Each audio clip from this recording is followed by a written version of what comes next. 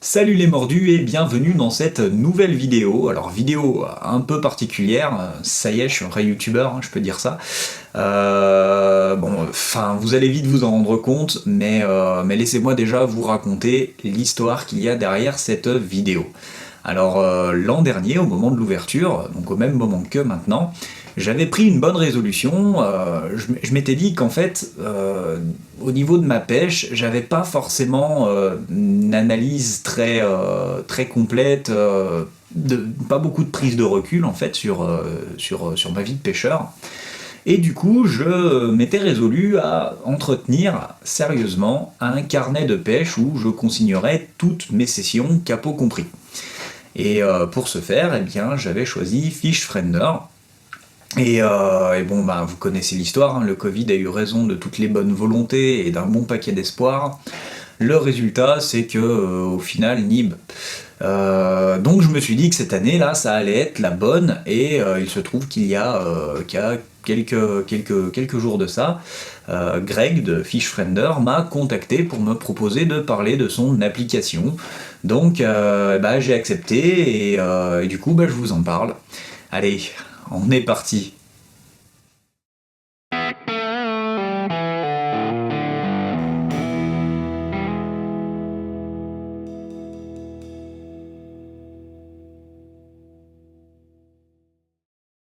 Bon alors déjà, la première question qu'on peut se poser, c'est pourquoi est-ce que de base j'avais choisi FishFriender. Alors FishFriender, moi je trouve déjà que c'est assez pratique, assez universel, l'interface est cool, c'est pratique, c'est maniable, mais surtout FishFriender vous sort des statistiques et fait remonter accessoirement de la donnée scientifique pour des études.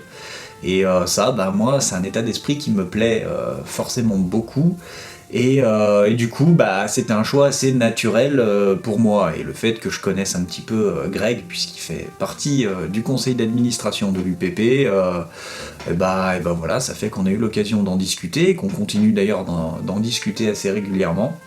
Et c'est aussi une dynamique que j'aime beaucoup. Donc allons voir d'un peu plus près à quoi ressemble cette application. Donc là, vous avez la page d'accueil. Donc on a un en-tête d'actualité. Là, on a quelque chose sur l'ouverture de la truite qui va nous ramener, je pense, vers un billet de blog. Donc c'est des articles qui sont en général assez sympas. Je vous en reparle un peu après. Ensuite, on a les contributeurs de la semaine, donc ce sont les pêcheurs qui partagent beaucoup de prises, les pêcheurs que je suis, et regardez, hey, sexy. On a une jolie truite arc-en-ciel albinos. Tiens, d'ailleurs, le pêcheur a mis Oncorhynchus aguabonita. Donc là, c'est la truite dorée. C'est une autre espèce qui est monstrueusement stylée d'ailleurs. Tenez, je vous la mets. Voilà, je vous avais dit que c'était méchamment stylé. Bon, alors, on regarde la suite. Alors, on a de l'événementiel, donc ça, c'est de l'actu. Donc là, on a le virtual nautique. C'est un salon, il me semble.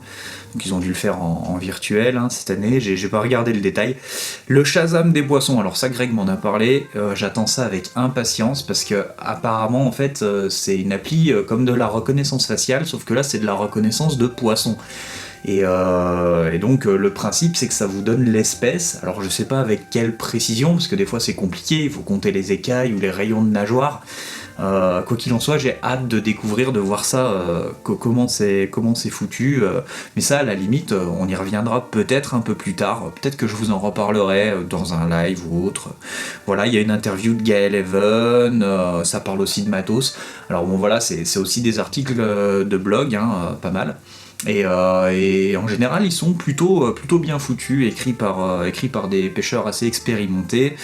Bref, voilà, passons. Et ensuite, on a le top prise, les good deals. Donc ça, c'est potentiellement des réducs que vous pouvez avoir via FishFriender. Et ensuite, donc, on rentre dans les espèces et les techniques que vous pratiquez, où vous allez pouvoir voir les prises du moment. Donc soit sur les espèces que vous affectionnez particulièrement, soit sur les techniques que vous avez l'habitude de pratiquer. Donc il va vous les montrer en priorité. Il y a des dossiers espèces, donc vous pouvez avoir plein de renseignements sur des poissons. Voilà, par exemple, là, il y a un dossier sur la truite Fario, des conseils pour cibler les gros poissons, voilà. Et normalement, donc il y a un encart YouTube, voilà, ça y est, il est là. Et on y est normalement, ça fait un petit moment qu'ils nous avaient rajouté, et oh damn, on est entre, on est entre Amine Phishing et Julot quand même, ça fait bizarre. Hein. Voilà, ensuite il y a une fonctionnalité de recherche que je vous montre tout de suite. Donc là, voilà, par exemple, tout à l'heure, là, pour me remettre ça un peu en tête, j'ai fait une recherche. Alors, vous avez vos recherches récentes, des pêcheurs recommandés, donc des gens qui doivent poster pas mal de prises. Ensuite, donc vous pouvez chercher des pêcheurs, si vous croisez quelqu'un au bord de l'eau, ah bah tiens, vas-y, on s'échange nos fiches Friender, histoire de pouvoir garder le contact. Vous pouvez rechercher des espèces, hein, par exemple, voilà, espèce du moment brochet, allez. On va aller voir un peu ce qu'il y a quand on cherche brochet. Donc voilà, on trouve des informations, il y a une fiche espèce, hein, donc non scientifique, tout ça, on peut voir les prises récentes, et donc il y a tout un billet derrière qui vous parle un peu de la vie du brochet, et de la pêche du brochet aussi, donc les moments forts de la saison, tout ça. Bon, voilà, et il y a du lien avec l'équipement, vous pouvez aussi chercher du matériel, et il y a des challenges, hein, donc ça va être des open, des petites opérations, parfois voilà, suivies, pêche récréative en mer, donc ça je suppose que ça doit être quelque chose avec l'Ifremer, je pense, parce qu'il m'avait parlé d'un truc comme ça, Rec Fishing, Open Street Fishing, qu'on avait fait avec l'UPP, voilà, qui était du coup un open, hein, donc on va dire comme une compétition, mais en amical, qui avait servi notamment d'ailleurs aussi à lever de la donnée scientifique. Et donc le bouton du milieu, le petit plus, va vous permettre d'ajouter du matériel. Alors bon, moi vous me connaissez, hein, vous commencez à me connaître depuis le temps, le matériel c'est pas mon délire, donc je m'en occupe pas trop, une prise ou une session. Et moi c'est là que ça me plaît beaucoup, parce que le fait qu'on puisse enregistrer une session, ça veut dire qu'on peut enregistrer un capot. Et les capots, dans notre évolution de pêcheur, ils sont extrêmement importants. Parce que, on l'oublie trop souvent, mais on apprend de nos échecs, avant tout. Il faut échouer pour pouvoir apprendre. Et du coup, les capots, c'est ce qui va nous permettre de progresser si on les analyse correctement. Et là, comme on est sur une application qui va nous fournir des statistiques sur notre pêche, si on veut pas biaiser les statistiques, c'est super important de renseigner nos capots. On y revient tout à l'heure quand on parle justement des statistiques, mais là je continue la petite visite guidée. Et ensuite, il y a le petit bouton jaune, donc c'est... non, il n'est pas jaune normalement. Là, il est jaune parce que j'ai une notification, hein, vous connaissez. Donc c'est mon profil, donc Eras Nervurax. N'hésitez pas à m'ajouter d'ailleurs, hein, si vous voulez vous lancer dans l'aventure Fishfriender un peu avec moi. Et puis, comme ça, on pourrait discuter un peu dans les commentaires. Vous pourrez vous spoiler les vidéos en voyant les prises que j'ai mises à l'avance.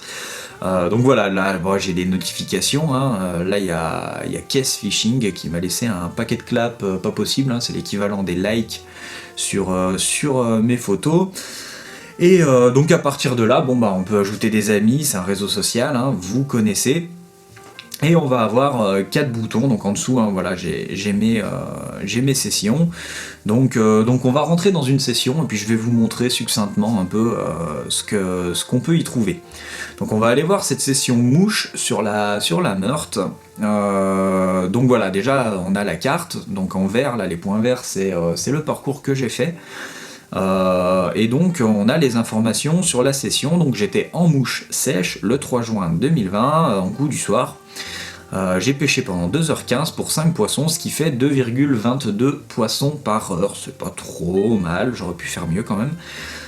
Et j'ai fait 2 espèces différentes, donc on a le détail en dessous des prises, on a du chevenne et de l'ombre commun. Et ensuite on peut avoir les détails sur chaque prise, donc là on va aller voir l'ombre. Alors on l'ouvre. Et donc il a reçu 2 claps, ça c'est pas très important, il est pris donc en sèche, c'est une prise que j'ai relâchée, l'eau était très basse et très claire. Bon, je vous passe les informations sur la localisation précise du spot, faut pas déconner quand même. Et donc on a les données sur la météo, donc dans la section environnement, et donc là on a la couverture nuageuse, la température, l'amplitude thermique sur la journée, le vent, le sens du vent, l'humidité, etc. etc. Et on peut même accéder, alors je crois que c'est une fonctionnalité scale, c'est à vérifier, mais on peut même accéder à la météo un petit peu plus détaillée. Donc là on va avoir des graphes de l'évolution sur la journée, tout ça, on peut aller consulter la météo des jours avant aussi, des fois ça peut être intéressant. Et voilà, on a un paquet on a des graphes, des diagrammes, c'est intéressant, on a même la lune, on a toute l'éphéméride. Donc voilà, après on peut aller chercher les données qui nous intéressent et qu'on veut analyser un peu plus en profondeur. Désolé pour le chat, il est ultra dépendant et j'y peux rien. Chaque jour, des chats détruisent les vies et les espoirs de leur maître dans l'impunité la plus totale. Dites stop. Donc maintenant revenons un peu sur mon profil, je vais vous montrer un petit peu ces 4 boutons, à quoi ils servent. Donc on a les stats de pêche. Alors on peut aller voir ses records, donc on a ses records personnels. On a les petits tableaux qui vont bien. Voilà, bon après, je vais pas rentrer dans le détail, hein, mais vous savez que c'est là et vous pouvez récupérer l'application et aller farfouiller un peu par vous-même. Hein. Évidemment. Alors on peut avoir une carte des endroits où on a fait des prises, une carte généralisée. Alors sachez juste que tout le monde ne peut pas y accéder, c'est vous qui décidez quand vous enregistrez une prise si vous voulez rendre public ou non la localisation de la prise, la technique que vous avez utilisée, tout ça, c'est totalement personnalisable. Donc voilà, faut pas avoir peur de se faire craber ses spots juste parce qu'on a mis un poisson sur l'application. Voilà, je sais qu'il y en a qui ont un peu peur de ça. Sachez que vous avez le choix en fait. Vous n'êtes pas obligé de tout mettre en public. Moi, il y a pas mal de spots que je planque, clairement.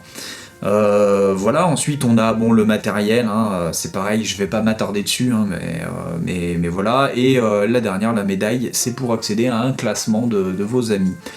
Voilà. Mais surtout là on va parler maintenant de ce qui nous intéresse aussi, de ce qui m'intéresse en tout cas moi particulièrement, c'est les options que donne le compte Scale. Alors le compte Scale, je crois que ça doit être 5 € par mois, un truc comme ça. Et en fait au final c'est pas si cher que ça par rapport à ce que ça apporte en fait. Alors déjà la première fonctionnalité Scale, c'est vous avez accès aux spots publics, c'est-à-dire que les gens qui ont décidé de mettre leur prise en public, avec la localisation publique, ça va vous permettre d'accéder à une petite carte où vous avez un nuage de points. Donc attendez, je vais dézoomer un petit peu pour que vous puissiez voir. Il y a quand même pas mal de spots, voilà, de prises qui ont été localisées. Et du coup, c'est vachement bien quand même quand vous êtes en voyage. Si vous avez 1 heure à tuer pour aller pêcher quelque part, vous regardez où est-ce que quelqu'un a fait 2 ou 3 poissons, et puis vous allez jeter un leurre par-ci par-là, vous allez tuer 1 heure, une demi-heure, et comme ça, vous savez au moins que vous mettez les pieds à un endroit où il y a du poisson. Donc je vais peut-être m'en servir un petit peu, ça, quand je serai en déplacement, voilà, on verra. On verra, j'en suis pas là encore. Ensuite, on peut avoir accès à des prévisions météo détaillées sur vos spots en particulier. Donc ça, c'est assez intéressant, avec les géolocalisations, ça permet en fait de vous donner directement les informations dont vous avez besoin. C'est-à-dire que vous pouvez les trouver ailleurs, mais là, elles vous sont données, tac, tout est prêt, quoi, et c'est quand même assez sexy à regarder, si vous regardez les prévisions météo, là, ce que ça dit. Donc par exemple, on va regarder à Saint-Dié-des-Vosges. Donc j'ai les prévisions sur une semaine. Donc on va regarder pour demain, pour l'ouverture de la truite, qu'est-ce que ça dit ? Ça dit qu'il va quand même y avoir pas mal de vent, pas mal de pluie la nuit. Par contre ça sera juste couvert en début de matinée, donc on risque d'avoir un petit peu d'eau. 30 km/h de vent, vous voyez. Voilà, je vais pouvoir réfléchir ma pêche en fait en conséquence. Donc voilà. Ensuite, on a accès à des deals spéciaux. Donc ça c'est des réductions, hein. Par exemple vous pouvez obtenir un code de réduction qui vous donne 15% sur pêcheur.com. Alors c'est pour ça que je disais que l'abonnement finalement Scale était pas si cher que ça, parce que si vous faites 2 ou 3 commandes sur l'année sur pêcheur.com, si vous faites 2-3 commandes un peu conséquentes avec 15% de réduction, finalement le prix du compte Scale ça devient pas forcément grand chose. Donc voilà, et puis alors potentiellement il y a même d'autres réducs qui peuvent apparaître, je sais pas exactement. Voilà, vous pouvez aussi utiliser des filtres quand vous consultez votre carnet de pêche, ce qui peut être pratique quand vous analysez vos sessions. Alors moi ce qui m'intéresse le plus là c'est l'analyse complète, alors on va aller voir ça. Cette analyse complète, ça permet d'avoir donc pas mal de graphes, de diagrammes comme ça là, donc vous les voyez, hein. Donc température, pression atmosphérique, et vous avez vos prises en fait qui vont se mettre dessus en fonction des conditions. Alors moi en ce qui me concerne, j'ai enregistré que 37 prises. Donc 37 prises, c'est un petit peu court pour faire de la statistique, hein, on va pas se mentir. Donc ça, à la limite, ce que je vous propose, c'est éventuellement qu'on fasse un petit bilan dans un an. Voilà, de regarder un peu si j'ai pris un peu de poisson cette année, ce qui commence à se dégager de ces statistiques, et comment moi ça va me permettre aussi au fil de l'année d'adapter ma pêche. Ça éventuellement c'est quelque chose aussi qu'on pourra aborder de temps en temps en live si vous vous mettez aussi à FishFriender. Voilà, hein, c'est des trucs dont on pourra discuter en direct pour essayer d'en tirer le meilleur. Mais je pense qu'il y a pas mal quand même de choses à en tirer. Et alors bientôt il y aura l'indice de pêche. Et du coup là je vais revenir aussi sur le fait d'enregistrer ces capots.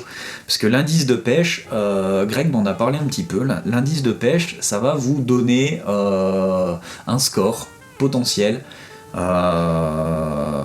Indicatif, hein, bon voilà, ça va vous dire voilà, là aujourd'hui vous avez un bon indice de pêche, vous avez de bonnes chances de prendre du poisson dans les conditions actuelles à tel endroit, parce que d'après les informations que vous avez fournies jusque là, et là tout est réuni quoi. Donc ça vous fait l'analyse et ça vous donne des indications. Simplement si vous enregistrez pas vos capots, encore une fois, il peut pas savoir que là en fait les conditions elles sont pas si bonnes que ça. Donc voilà, encore une fois c'est important d'enregistrer ces capots même pour vous. Et du coup ouais, j'ai hâte de voir aussi cet indice de pêche, ce que ça donne, le niveau de fiabilité du truc. En tout cas moi j'ai envie d'y croire. Moi j'aime beaucoup, je suis geek hein, comme ça, j'aime beaucoup les trucs un peu gadgets, bidouiller avec de la donnée, comme ça, des chiffres, essayer de s'améliorer comme ça, moi je trouve ça intéressant.